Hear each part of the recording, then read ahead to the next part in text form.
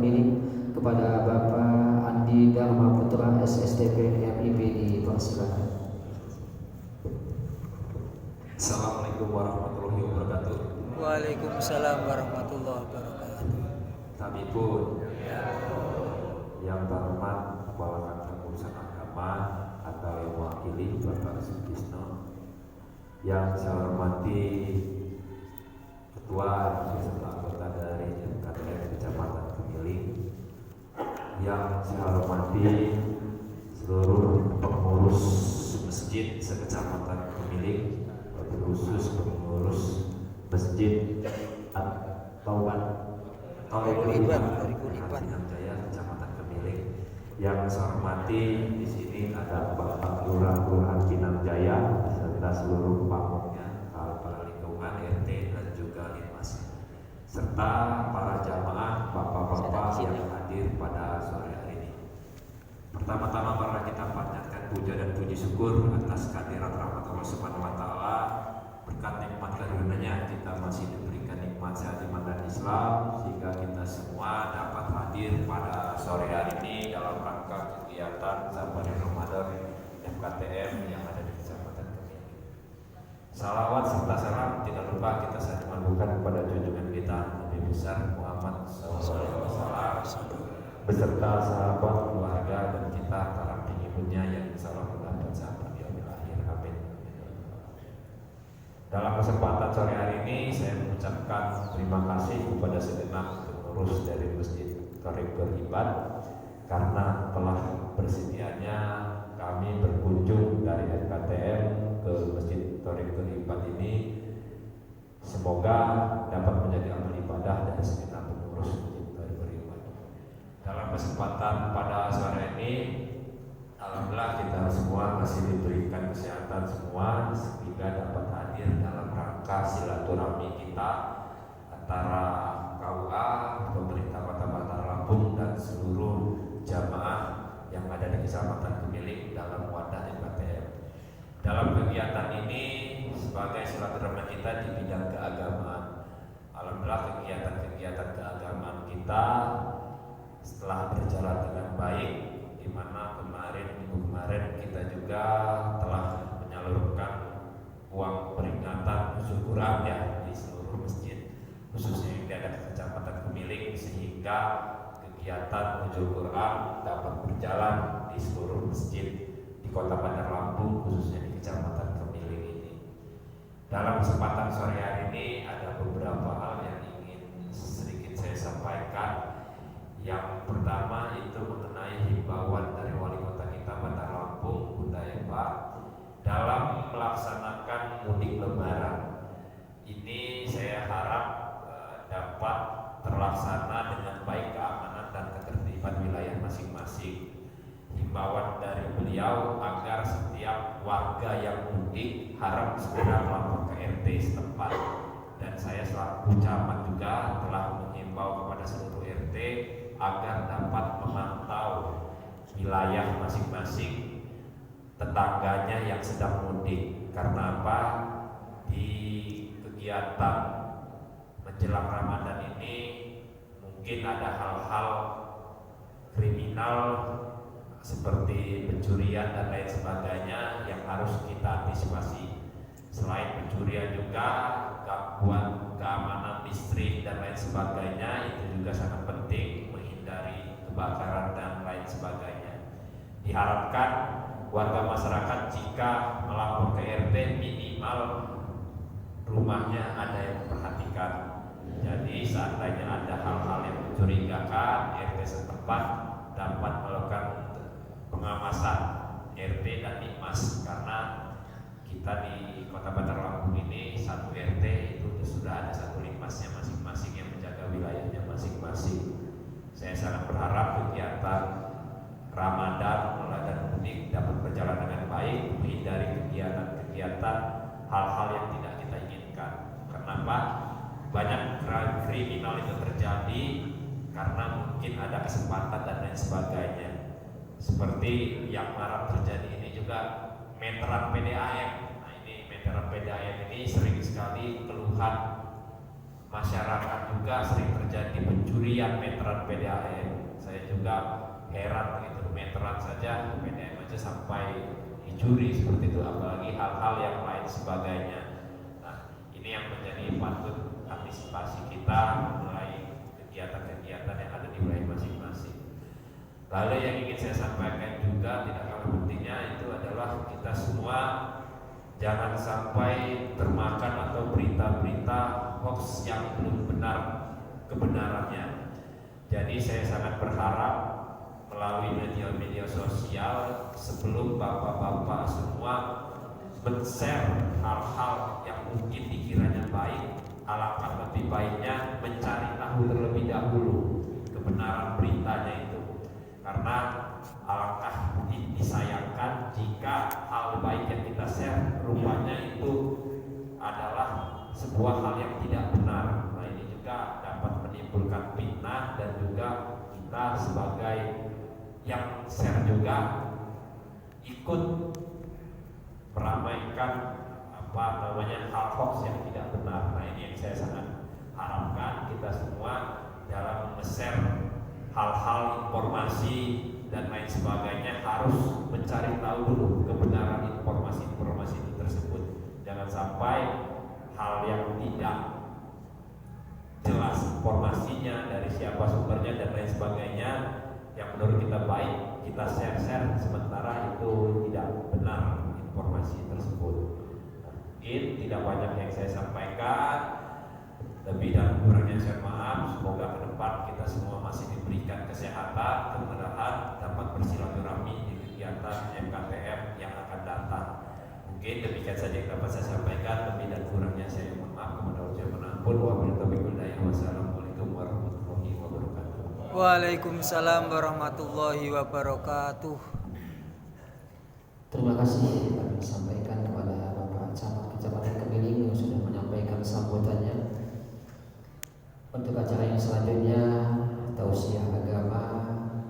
Sebelum kita menunggu Bapak Kepala Kantor Pemusatan Agama Kecamatan Kemiling hadir di tengah-tengah kita, insya Allah kami mohon kesediaannya kepada Bapak Ustadz Ahmad Sudisno, Sarjana Agama, untuk bisa menyampaikan tausiah agamanya. Kepada beliau dipersilakan. Waalaikumsalam warahmatullahi wabarakatuh. Innal hamdalillah nahmaduhu wa nastaghfiruhu wa nu'minu bihi wa natawakkalu alayhi wa na'udzu bihi min shururi anfusina wa min sayyiati a'malina. May yahdihillahu fala mudilla lahu wa may yudlilhu fala hadiya lahu. Asyhadu an la ilaha illallah wahdahu la syarika lahu wa asyhadu anna Muhammadan 'abduhu wa rasuluh alladzi la nabiyya ba'da.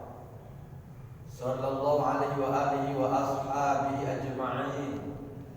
Wassalamu tasliman katsiran katsiran. Wa qad qala Allah ta'ala fi kitabihil karim, wa a'udzu billahi minasy syaithanir rajim. Bismillahirrahmanirrahim.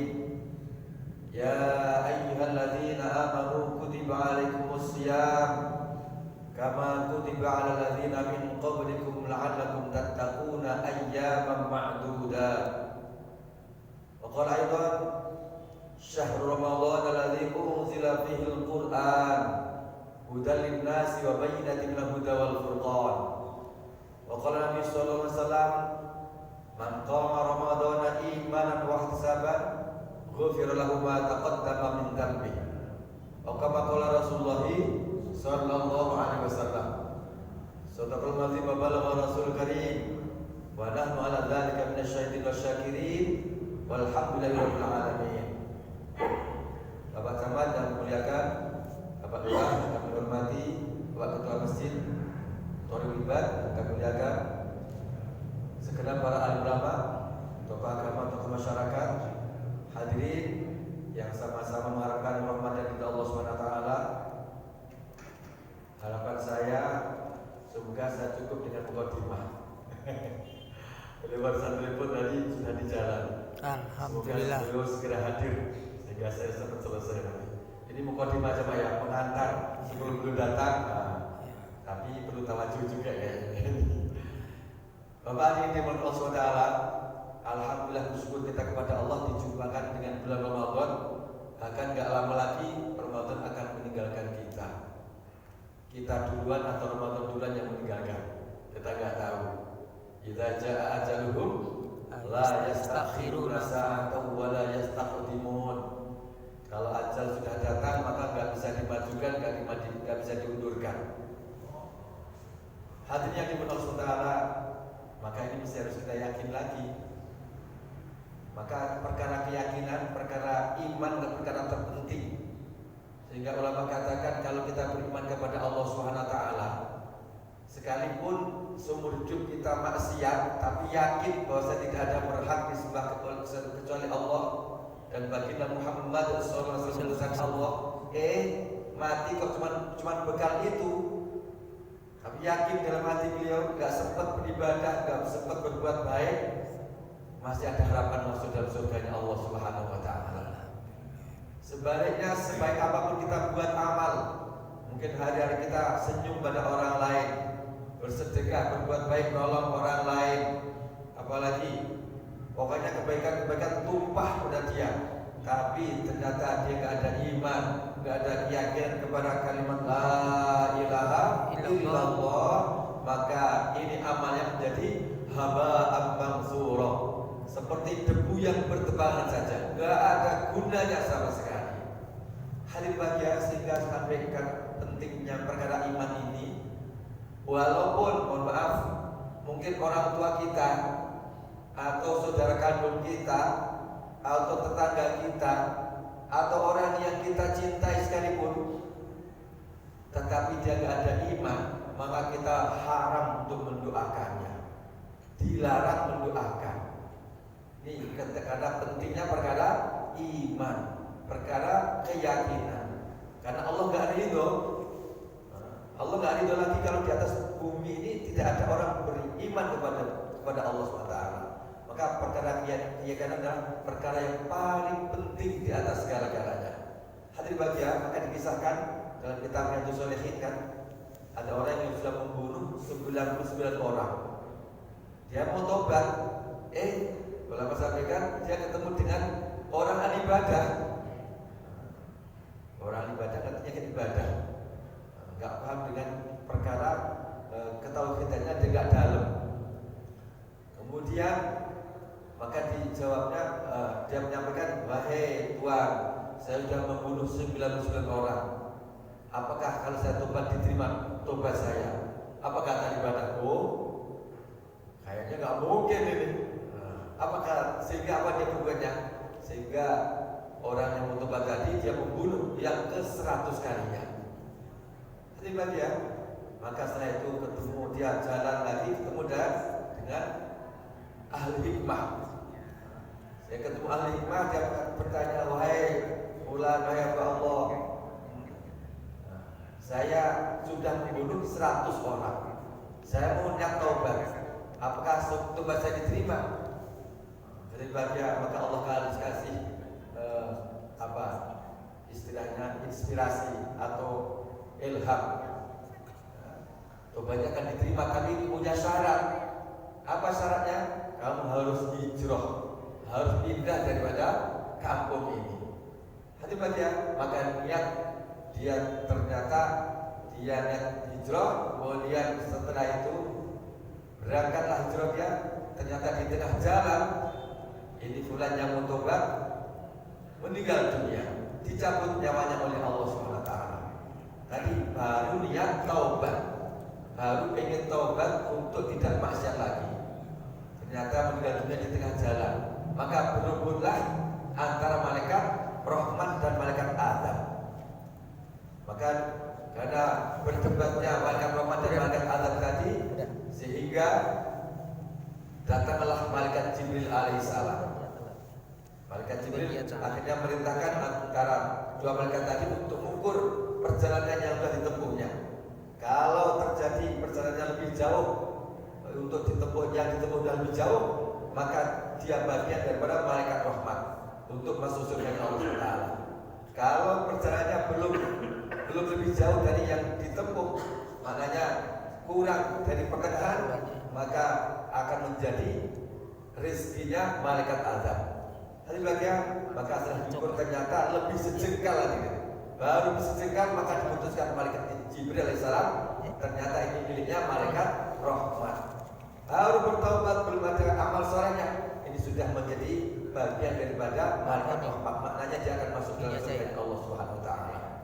Hadirin yang dimuliakan Allah Subhanahu Wa Taala, alhamdulillah Bapak Kepala Kawan yang datang. Sudah cukup insyaallah ya. Semoga lainnya kita temukan dalam waktu dan gelombang yang sama dalam keadaan beriman, senantiasa dalam amal soleh. Ustaz Khairun Nas,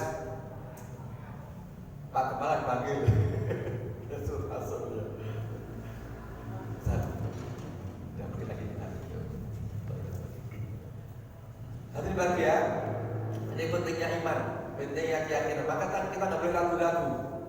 Bahkan katakan dalam satu hadis, man kana akhiru kalamihi la ilaha illallah dakhala jannah. Barang siapa yang di akhir ucapannya adalah ucapan kalimat la ilaha illallah, dijamin pasti masuk surga. Jadi bagi orang yang paham dengan nahwu sorok, dia akan paham dengan kalimat itu dan hadis itu. Maka akhir kalam la ilaha dakhala jannah. Dakhala fi'il madhi. Padahal belum masuk dalam surga, kalau dikatakan masuk surga, maka maknanya kalau disampaikan dia pasti masuk dalam surganya Allah Taala. Insyaallah, alhamdulillah, Bapak Kepala sudah nyampe. Pak Ustaz Ahmad Sumisno SAG yang sudah menyampaikan pengantar Safari Ramadan pada kesempatan pagi yang cerah ini untuk Safari Grogi ada Pak Kapal. Untuk selanjutnya kami mohon kepada Bapak Kepala Kantor Urusan Agama Kecamatan Kemiling, Bapak Haji Purnawirawan SAG Makin untuk bisa menyampaikan tausiah agamanya. Pada beliau dipersilakan.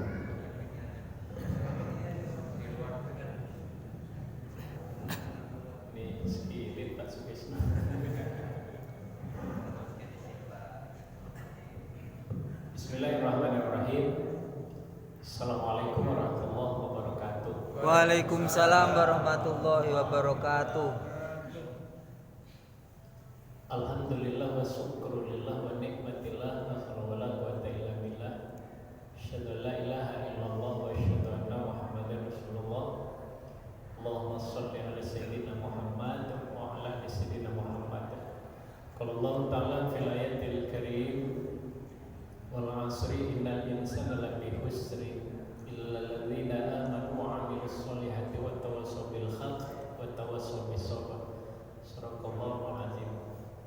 Yang terhormat Bapak Camat kita, Bapak Andi dan Pak Putra MIP, yang cukup membanggakan kita semua karena selalu memberikan support yang luar biasa terhadap kegiatan-kegiatan kemasyarakatan dan kegiatan-kegiatan keagamaan. Kemudian yang kami hormati Ketua dan segenap pengurus FKTM Kecamatan Kemiling, yang kami hormati para ketua-ketua takmir masjid atau pengurus masjid se-Kecamatan Kemiling yang sempat hadir. Bil khusus adalah ketua takmir masjid Thariqul Ibad, kemudian para kiai, para ustaz, bapak dan jamaah Safari Ramadan FKTM Kecamatan Kemiling yang dimuliakan oleh Allah.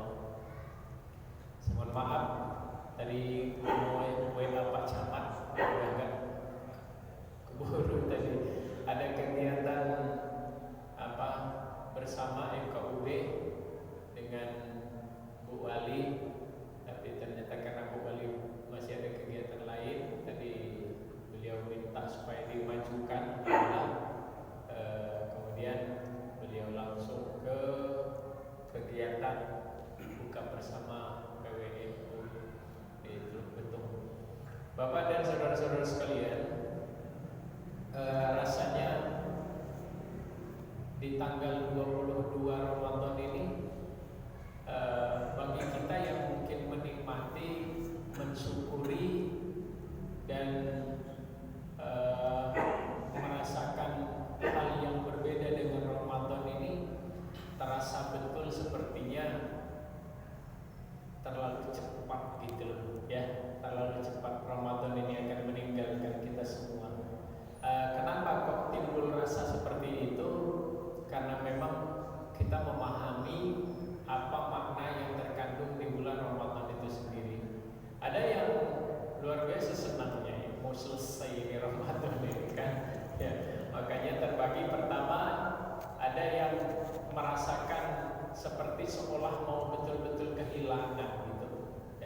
Yang kedua, ya biasa-biasa saja. Yang ketiga, senang betul gitu, karena mau selesai Ramadan. Tentu tingkatan ketiganya ini juga berbeda-beda. Bagi yang merasa kehilangan, biasanya orang yang merasa kehilangan itu karena memang sudah tumbuh rasa cinta di dalamnya. Ketika ada mahabbah di dalam dirinya, maka dia akan selalu menempatkan apa yang dicintainya itu di dalam pikiran dan hatinya. Makanya ketika yang dicintainya itu akan pergi atau berpisah, pasti dia merasa sedih. Nah, begitu pula dengan kita, karena kita mencintai, kita memahami makna dari Ramadan ini, kita merasa sedih karena kesempatan yang diberikan Allah juga akan hilang. Gitu. Halnya doa. Kalau yang namanya doa itu kan ada waktu makbulnya doa, ada tempat makbulnya doa. Kalau di Mekah dengan Madinah itu istimewa karena Allah berikan tempat makbulnya doa. Jadi kapanpun kita berdoa di tempat itu, dengan syarat kita ikhlas, khusyuk dengan yakin, pasti dikabulkan oleh Allah. Kapanpun. Satu di sekitaran Masjidil Haram. Nah, tempat yang lebih tinggi lagi derajatnya di situ ada multazam. Tempat makbulnya doa. Siapapun yang berdoa di tempat itu. Kalau di Madinah ada taman sorga, Raudhah gitu. Ya. Kapanpun kita berdoa di tempat itu, pasti Allah kabulkan doanya, tentu dengan syarat itu. Satu, ikhlas kita dalam berdoa. Ikhlas itu maksudnya betul-betul kita menyatukan diri ini hanya mintanya kepada Allah, nggak nyabang-nyabang. Yang kedua, kita khusyuk gitu. Khusyuk itu betul-betul menyatu, bahwa pada saat itu kita merasakan betul bahwa kita sedang berhadapan dengan Allah, minta kepada Allah. Walaupun yang namanya khusyuk itu kan pasti kita beda-beda, Pak. Kita 60-70 orang yang ada di dalam ini berbeda-beda khusyuknya, Pak. Dan khusyuk itu sesuai dengan keadaan hati dan pikiran kita. Dan yang menghilangkan khusyuk itu pastikan mengganggu kekhusyukan itu kan pasti urusan dunia. Pastilah urusan dunia. Makanya salah satu sahabat yang luar biasa khusyuknya itu kan Sayyidina Ali. Saat itu Rasulullah menawarkan, Untuk siapa? saya punya dua sahabat nih. Ini pembungkusnya. Ada satu sutra, Udaranya ini. yang satu. Udaranya ini. Ada yang satu ini berasal dari daerah Syam. Kata Rasulullah, siapa di antara kalian ini yang paling khusyuk sholatnya, akan kuberikan sarung yang berasal dari Syam ini. Dari Syam ini. Ya. Terdiam lama-lama menunjuk Sayyidina Ali. Kata Sayyidina Ali, saya Rasulullah, saya yang siap khusyuk sholatnya. Silahkan Ali. Maka sholatlah Sayyidina Ali ini 2 rakaat. Selesai dia sholat baru ditanya sama Rasulullah, bagaimana Ali? Iya Rasulullah, rakaat pertama itu betul-betul khusyuk saya. Hanya terfokus bahwa saat itu saya berhadapan dengan Allah. Tapi di rakaat kedua, kehusyukan saya mulai terganggu. Kenapa kata Rasulullah? Saya berpikir dalam sholat saya rakaat kedua itu, andaikan kain sutra itu yang diberikan Rasulullah kepadaku jauh lebih baik daripada kainnya dari Syam itu. Nah, kenapa? Ternyata memang urusan dunia inilah yang membuat kita itu selalu terganggu kehusyukannya. Dan ternyata di sholat itu pula memang setan itu datang. Jangan dikira karena kita sholat setan itu nggak datang, Pak. Setan itu lari kan hanya pada saat azan. Ya, iqamat belum mulai dia mulai agak mendekat lagi. Sholat datang dia, Pak. Makanya pikiran kita macam-macam, masya Allah. Makanya dalam fikih sholatnya, kalau kita sholat itu salah satu upaya kita untuk khusyuk kan memfokuskan diri, memfokuskan penglihatan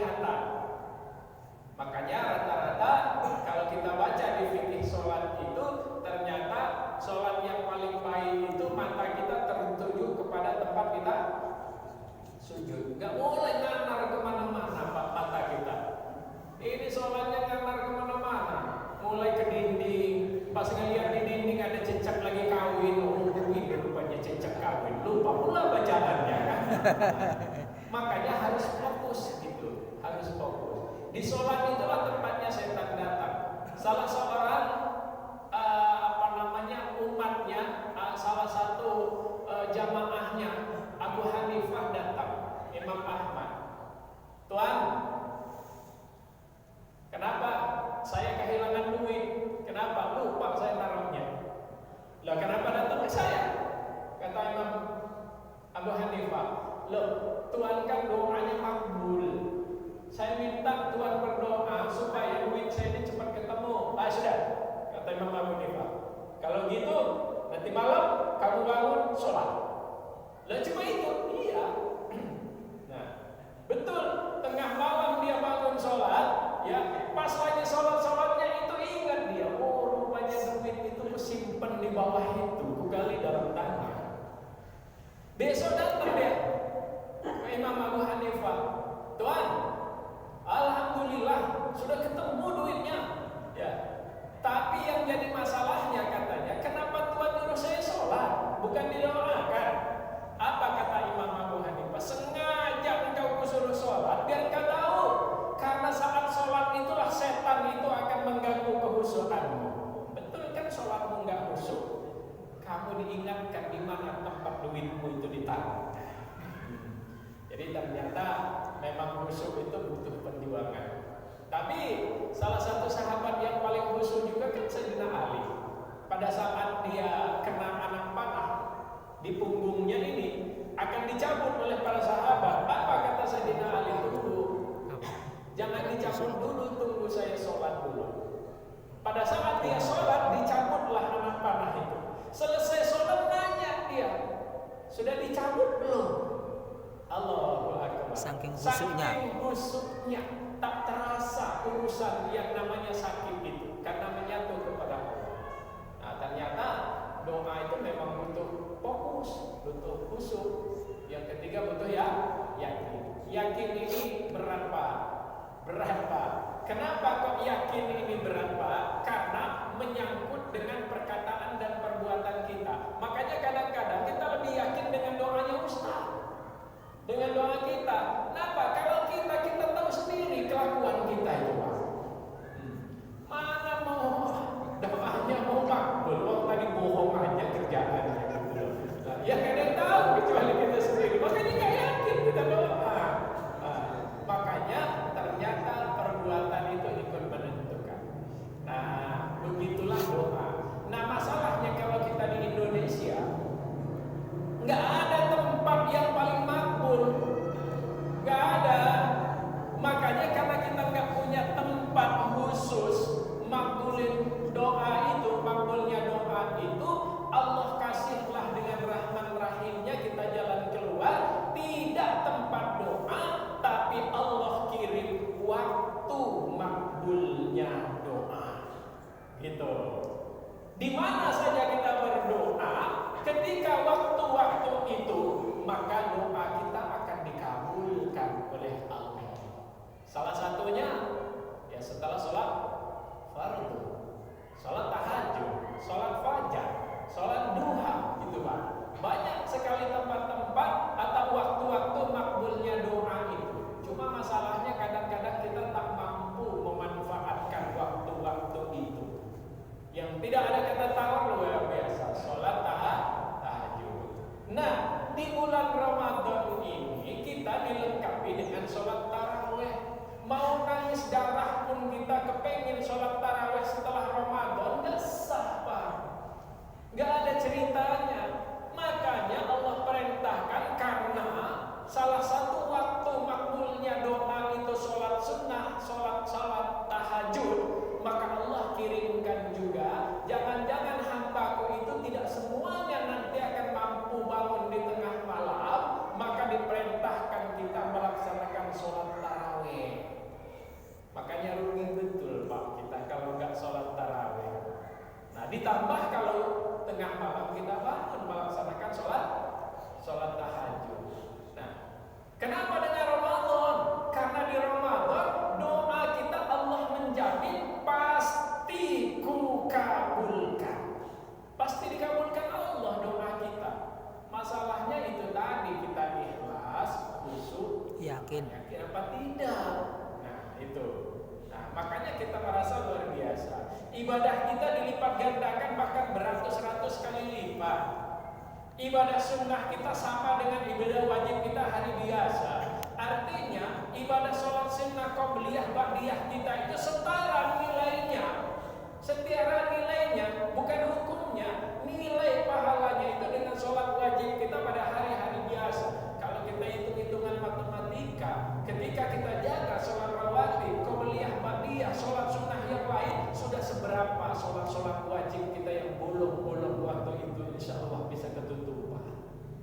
Tambah lagi, ini malam-malam ganjil, malam-malam 10 terakhir ini, Masya Allah. Ada satu malam istimewa namanya malam Lailatul Qadar. Wa ma adraka ma Lailatul Qadar. Apa sih yang dimaksud malam Lailatul Qadar itu? Lailatul Qadri khairum min alfi syahr. Lebih baik dari 1000 bulan. 1000 bulan bagi 12 berarti 83 tahun, 4 bulan. Artinya kalau sampai kita dapatkan rahmat malam Lailatul Qadar itu, maka ibadah kita di malam itu setara dengan kita ibadah 83,4 bulan, tidak ada cacatnya sama sekali. Allahu Akbar. Padahal umur kita belum tentu segitu. Nah, makanya kita manfaatkan Pak sisa-sisa. Malam ini malam yang ke-20 23, insya Allah berkahnya ada dari kita. Sama-sama kita cari. Di rumah boleh, tapi jauh lebih baik kalau iktikaf bersama-sama di rumah Allah ini. Karena ini rumah Allah, hanya tempat kita ibadah, insya Allah, Bapak Ibu sekalian. Dan terima kasih Bapak dan saudara sekalian. Sekira itu saja yang bisa saya sampaikan. Yang mestinya kan Pak Ustadz Sukisno tadi. Ya, terima kasih. Assalamualaikum warahmatullahi wabarakatuh.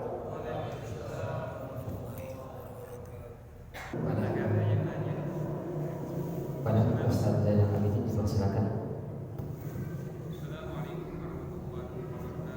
Waalaikumsalam warahmatullahi wabarakatuh.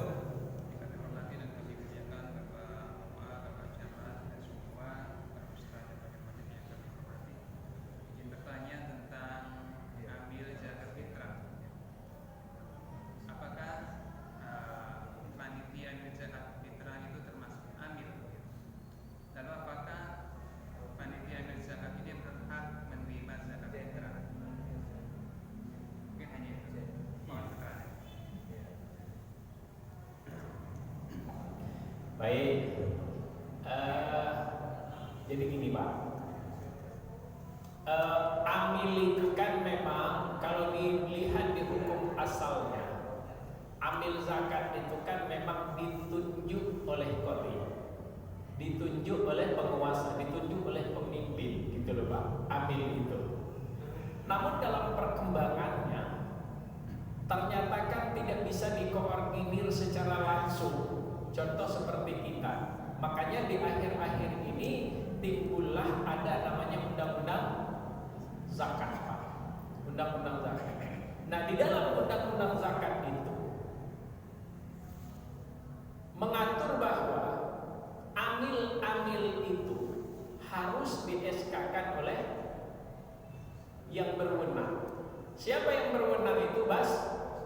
Basnas, gitu loh. Basnas. Nah, kalau kita lihat dalam undang-undang dan aturannya, sebenarnya amil itu memang harus ditunjuk dan di-SK-kan oleh yang berhak. Masalahnya sekarang ini belum semuanya memahami undang-undang itu.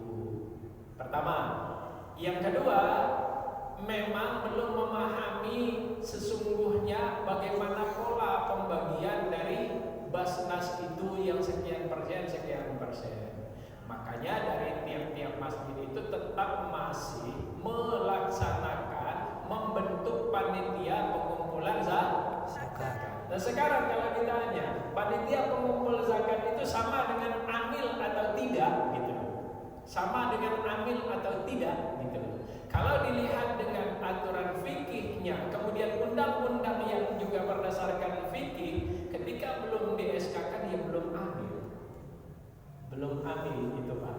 Jadi kita masih merupakan panitia pengumpul. Karena memang tak mungkin kalau dikumpulkan nggak langsung dibagi, maka sekalian namanya panitia pengumpul dan pembagi.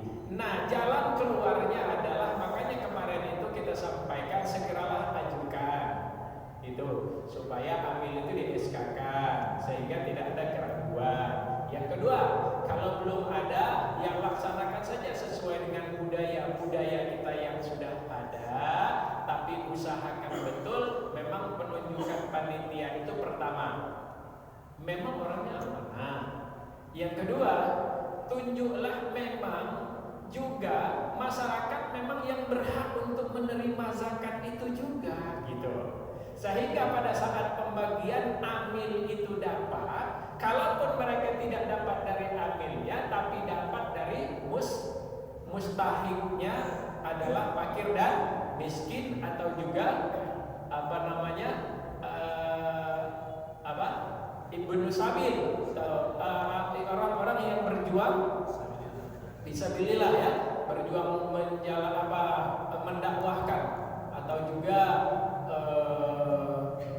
menyebarkan agama, contoh guru ngaji, ustaz, segala macam itu, sehingga tidak ada keraguan di dalamnya gitu loh ya, karena kita takut salah gitu. Nanti kalau ternyata di situ ternyata ada pengumpulnya itu padahal namanya belum amil, ternyata dia orang yang mampu, sesungguhnya dia muzaki, tak termasuk mustahil gitu loh. Nah, nanti dikasih, dibagi, padahal dia tak pantas menjadi mustahil gitu loh. Ya, pantasnya dia muzaki, terus diterimanya, diambilnya, dia memikirkan bahwa dia adalah bagian dari amil, kan salah kita.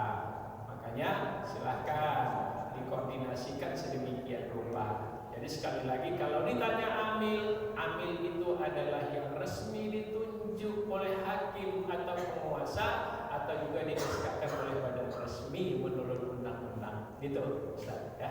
Nah, jadi jalan keluarnya gitu. Jadi jangan ada keraguan juga, kami ini bukan amil berarti nggak usah laksanakan. Tidak apa-apa, silahkan laksanakan. Kita jadi panitia, tapi carilah panitia itu yang juga pantas untuk menerima zakatnya, sehingga pada saat diberikan tidak ada keraguan dan kesalahan di dalamnya. Kira itu ya. Kepanitiaan dasar musyawarah, beliau itu yang kaya itu dimasukkan ke amil dan beliau secara besar diberikan zakat fitrah, gitu, diberikan sebagai mustahik. Itu jalan keluarnya seperti apa itu? Saya kira adab itu jauh lebih penting ya. Artinya mungkin kan dia belum memahami sepenuhnya tentang pembagian zakat itu. Siapa yang berhak untuk menerima zakat fitrah itu?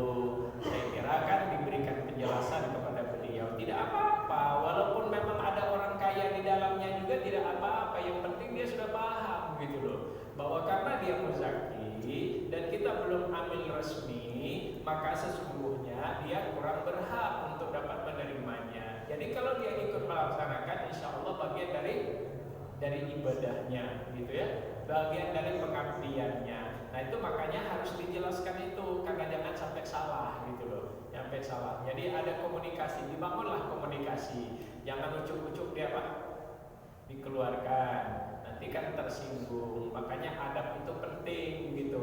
Hanya karena nggak dimasukkan di dalam panitia panitia zakat, besoknya lagi nggak sholat lagi dia di masjid, kan kayak roh kita. Kenapa? Karena kesadaran masyarakat kita itu kan masih rendah betul. Kita itu kan gitu hampir di mana-mana. Mudah-mudahan di Thoriqul Ibad nggak ada gitu. Nah tahun kemarin dimasukkan, tahun ini nggak dimasukkan, nggak sholat lagi di masjid nanti Nah itu padahal itu kan amanah ya. Makanya perlu ada komunikasi dan edukasi itu ya. Diajak ngobrol aja ya Ustaz.